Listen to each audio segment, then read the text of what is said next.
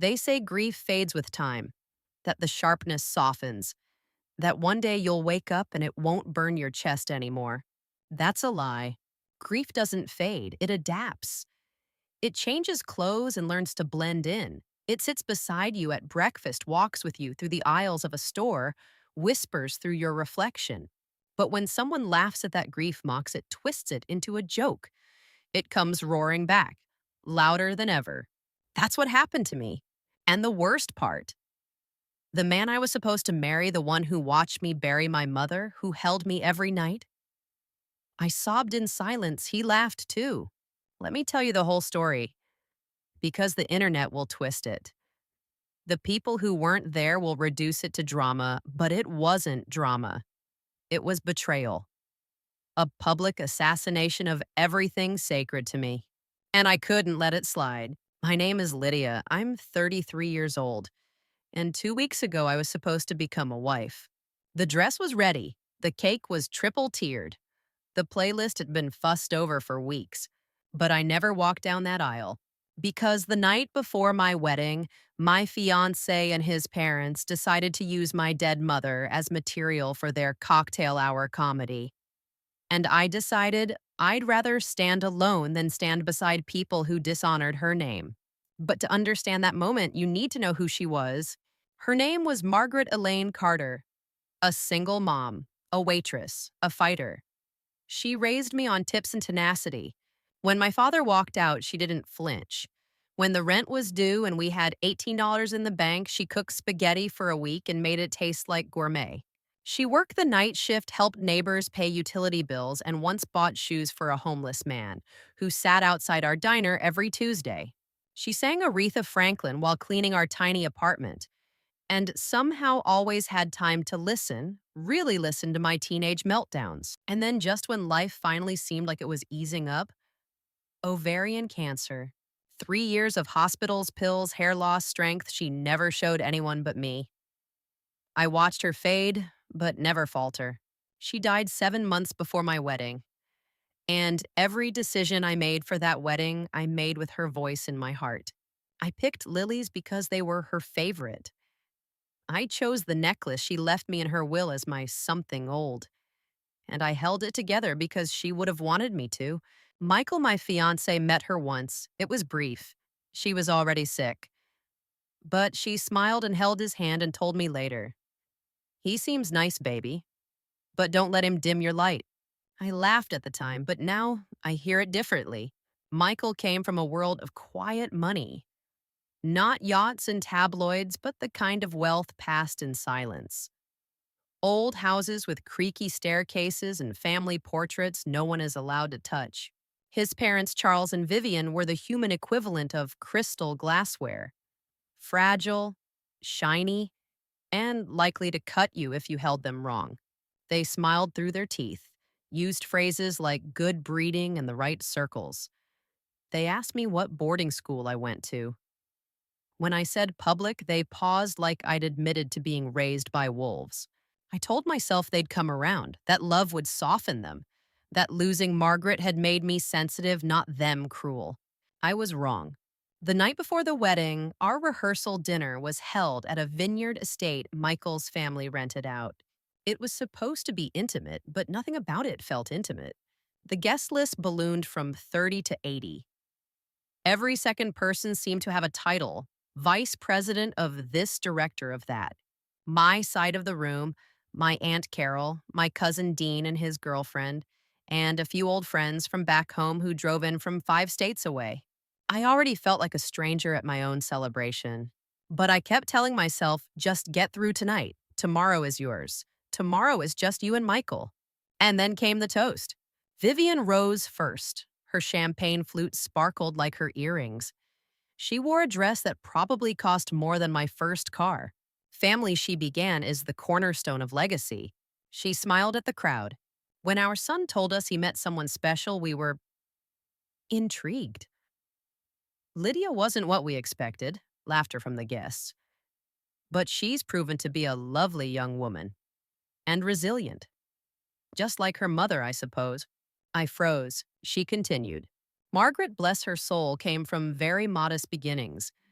but clearly she taught Lydia how to survive. There was a pause. Then Charles added, "Didn't she work at a diner?" That's where character comes from, serving hash browns at 2 a.m. Laughter, louder this time. And Michael, the man who'd watched me cry over my mother's grave. He chuckled. He leaned toward me and whispered, "They're just trying to be nice in their own way. Don't get upset." Upset? They turned my mother into a punchline, a woman they never met, a woman who bled for me. I stood. The entire room went still. My chair scraped against the floor, a sharp, dry sound that silenced the room more effectively than any mic drop. 80 heads turned. Forks hovered midair. Lips froze around half-finished smiles. Even the string quartet faltered one note, dying awkwardly in the air. I didn't raise my voice. I didn't tremble. I didn't cry. I stood there, spine straight, heart pounding like it might leap out and scream for me. Vivian's smile tightened. Charles sipped his scotch like this was theater, and he wanted to see how Act Two played out. Michael touched my arm. "Lydia, please, sit down. Let's not turn this into—" I gently pulled away. Into what? A spectacle that already happened. "You just didn't expect me to speak." I turned to his parents. "You've never met my mother. You never asked about her. You never even said her name until tonight. But that didn't stop you from dragging her memory into a joke." Silence. Even the servers stood frozen at the door, clutching trays of creme brulee in confusion. I breathed slowly, grounding myself. My mother was the strongest woman I've ever known. She worked 2 jobs, took care of everyone, and never once complained. Not when my dad left, not when cancer hollowed her out from the inside. I looked directly at Vivian. She died with dignity, more dignity than what I've seen in this entire vineyard tonight. Someone gasped. Vivian blinked once slowly. "I think you may be misunderstanding." "No," I said calmly. "I understood perfectly. You think your wealth grants you wit. That cruelty wrapped in pearls is still fashionably acceptable. But tonight you mock the woman who made me, and that's not something I let slide." I turned to Charles. "You said character comes from 2 a.m. diner shifts like it's a joke. But character is exactly what she had when your kind would have crumbled." His brows lifted. "My dear, it was lighthearted." "No, it was cowardly. Because you mocked someone who couldn't speak for herself, and the one person who should have stood for her." I turned to Michael. His eyes were wide, panicked, laughed. He stepped closer. "Lydia, you're overreacting." There it was, the phrase every woman hears when her boundaries become inconvenient. I smiled tightly. "You know, Michael, I buried my mother without a eulogy. I was too broken to write one. I thought maybe, just maybe, I'd honor her memory by building something beautiful with you. But instead, tonight became her eulogy. And every cruel, shallow laugh was a nail in the coffin of what we could have been." The room was still, unbreathing. I reached for my engagement ring. It came off easier than expected. I placed it on the edge of my untouched plate. It clinked against the porcelain like the sound of a door slamming shut. "This wedding is off." I turned. I didn't wait for a reaction. My feet moved before my brain could ask if I was sure. Because I was. Michael's voice followed me, soft cracking. "Lydia, don't do this." But I was already walking. Past linen-covered tables. Past faces I barely knew but would never forget. Past the champagne smiles and perfumed silence. Each step felt like reclaiming breath, like shedding something heavy I hadn't even realized I was carrying. My Aunt Carol stood from her chair, nodding at me with quiet pride. My cousin Dean clapped once softly, like it was a standing ovation I earned. Outside, the night air hit me like absolution. I was shaking, but not from shame, from release. The sound of the party inside faded behind the thick vineyard doors, but the memory of it, that would echo for years. The next morning, my phone exploded. Not figuratively, literally. I had to turn it off to stop the buzzing. Voicemails, texts, missed calls. Michael sent 32 messages, all variations of "I'm sorry, we didn't mean it," and "You made this too big." Vivian sent one. It read, "I think we all said things we regret. You're still welcome to reconsider, for Michael's sake." I didn't respond, not out of pettiness, out of peace. I wasn't going to let them twist the knife back into my hand. Later that week, I returned to my apartment. Alone, but not lonely. I took off the wedding board from the fridge, threw away the caterer menu, folded the dress into a box, and slid it into the back of the closet. It was strange how quickly a future could be packed away. But I didn't feel sad. I felt clean, like I'd just taken a soul shower. 3 days later, Michael showed up. He stood at my doorstep holding flowers.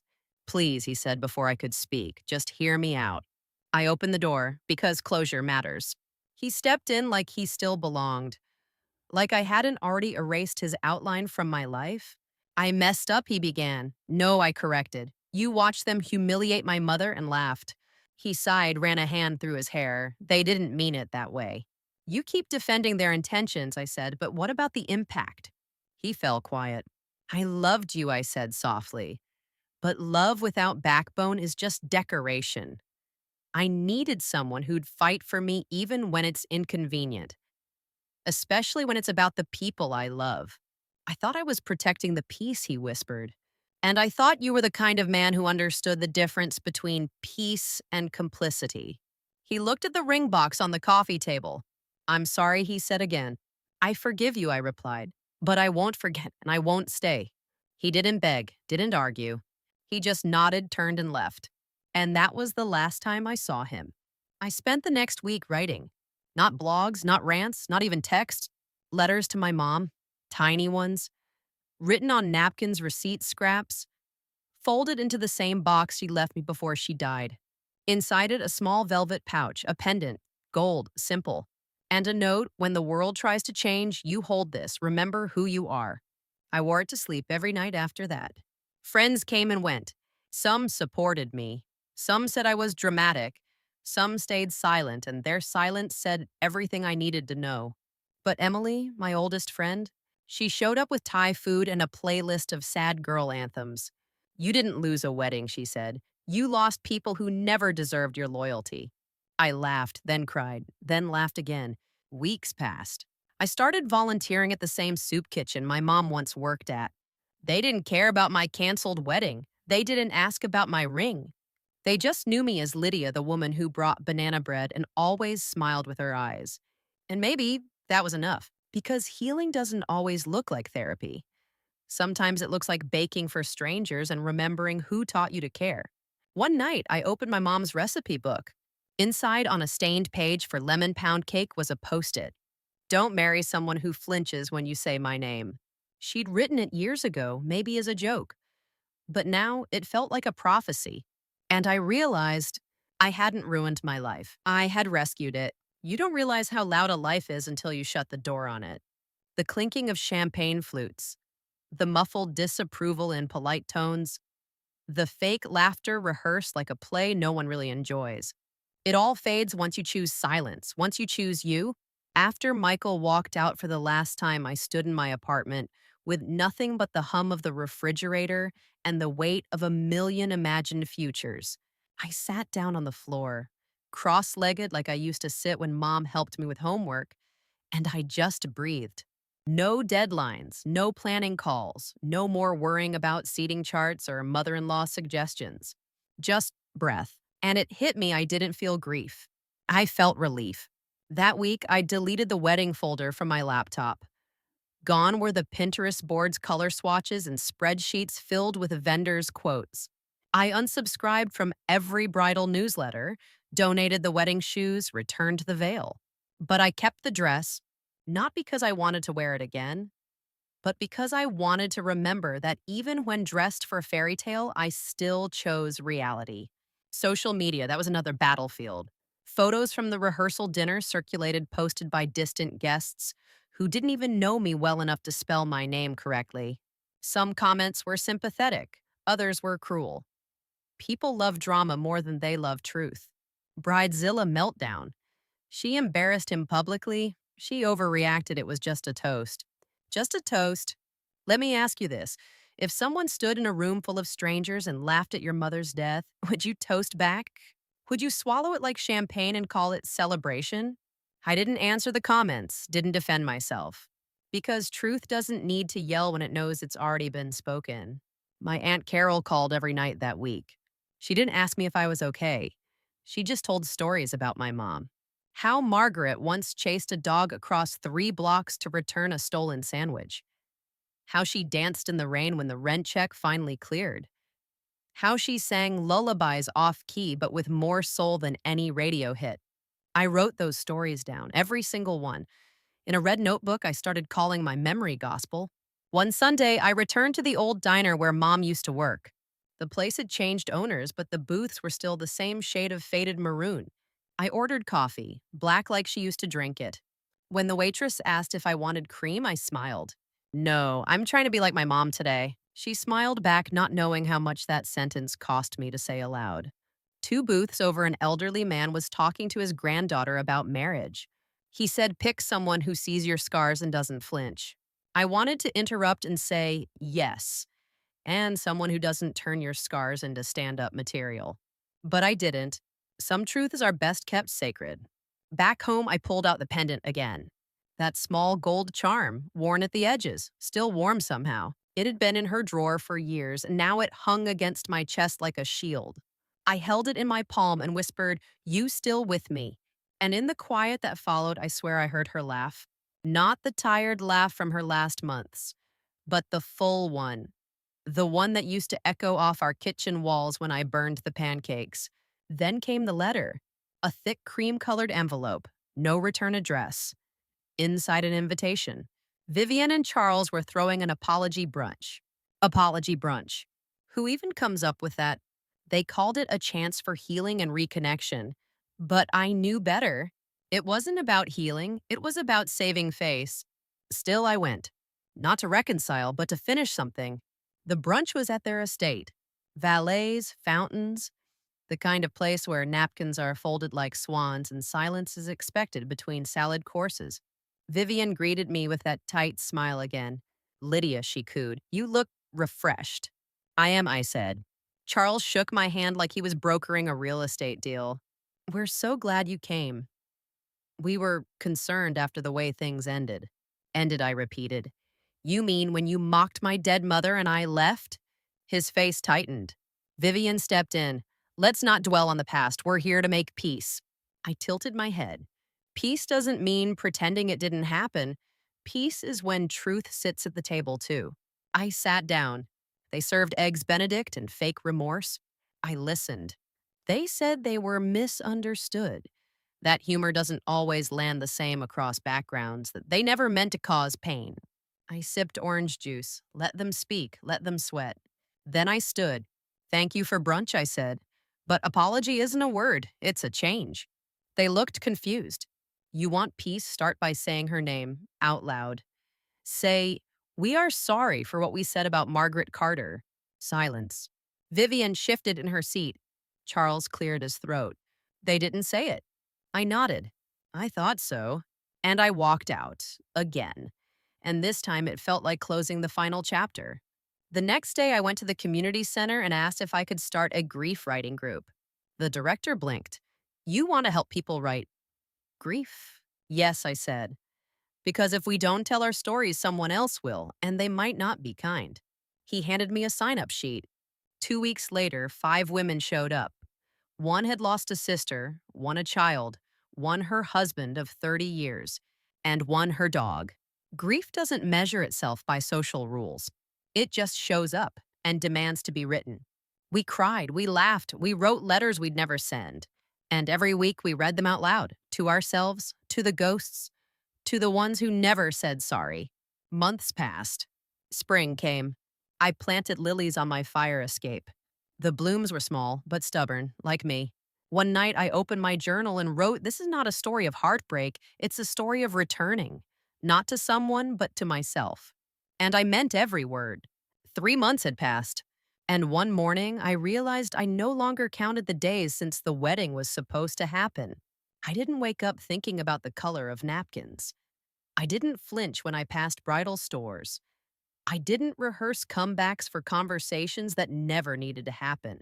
Instead, I woke up stretched, made coffee black strong Margaret style, and sat by my window with a notebook. The city was loud. But inside, I was still. People kept asking if I was dating again, like healing was a race to find a replacement. No, I'd say, I'm still dating myself. And I meant it. I took myself out to dinner, went to the movies alone, walked into bookstores, and bought the poetry I used to skip for being too indulgent. It wasn't indulgent now, it was oxygen. One afternoon, while sorting through my closet, I found the wedding dress again. Still in the box, still untouched. I took it out, held it against the light. It was beautiful, not in a fairy tale kind of way, but in the way memories are faded weighty and oddly intimate. I tried it on. It still fit, but I didn't cry. I didn't stand in front of the mirror and imagine what could have been. I looked myself in the eyes and smiled. Because the woman in the reflection wasn't a jilted bride. She was a survivor of expectation, a rebel in lace. And then I took the dress off, folded it back, and made a note. Donate this to someone who needs a fresh start. Let it be worn by someone walking toward love, not away from cruelty. And I did. At the community writing group, more women began showing up. One night, a teenage girl named Eliza came in hoodie, headphones, haunted eyes. She didn't say much, just sat in the back. But when it was her turn to read, she pulled out a single line. My mom told me pain will make a home in you unless you set it down and build your own. The room was silent. I walked over, hugged her. Later, she slipped a note in my bag. Thanks, I don't feel like a ghost when I'm here. That night, I stood on my rooftop and looked at the stars. And for the first time since mom passed, I felt her not just around me, but within me. In the words I chose, in the people I held space for, in the silence I no longer feared. She was there, not in a pendant, not in a memory, but in every woman I helped reclaim her voice. Michael sent one last letter. Months later, no return address, just his name and a worn envelope. Inside, a photo of us from our second anniversary. The caption on the back, I never knew how much I failed you until it was too late. You deserved a room that clapped when your name was spoken. There was no apology, but there was truth. And sometimes that's more than enough. I didn't respond, because some doors don't need to be reopened to prove they were better left closed. Spring turned into summer, and I started running again. Not from anything, just for the feel of pavement under feet and wind against skin. I began submitting essays, little fragments of the journey. Some were published, some were rejected. But every word felt like a seed in soil I thought had long gone barren. I was building something, not a career, not a new romance, but a self, a life stitched with choices, not expectations. One morning, a man named Jonah came into the writing group. He was older, salt and pepper beard, wore flannel even when it was hot out. He didn't say much except, my wife died last year. I don't know how to be a husband to a ghost. The group was quiet. Then I said, maybe you don't have to be. Maybe now you just need to be a man who carries her love without trying to fix the ending. He blinked, then wrote 5 pages. Love found its way back to me, not in fireworks, not in candlelight. In a bakery, I was buying lemon muffins. A man behind me said, you're the reason my daughter stopped crying at night. You run that group at the center, right? I nodded, unsure what to say. He smiled, thank you, and left. No name, no number, just gratitude. And that somehow felt more romantic than any proposal. Years passed. I didn't remarry, but I wrote a book. The Bride Who Walked Out became an accidental anthem. People wrote to me, women from across the world. You helped me leave a man who called my dreams silly.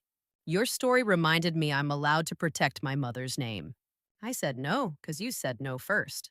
I cried the first time I read them, because what began as an act of self-defense became a map for others, and maybe that's all healing is.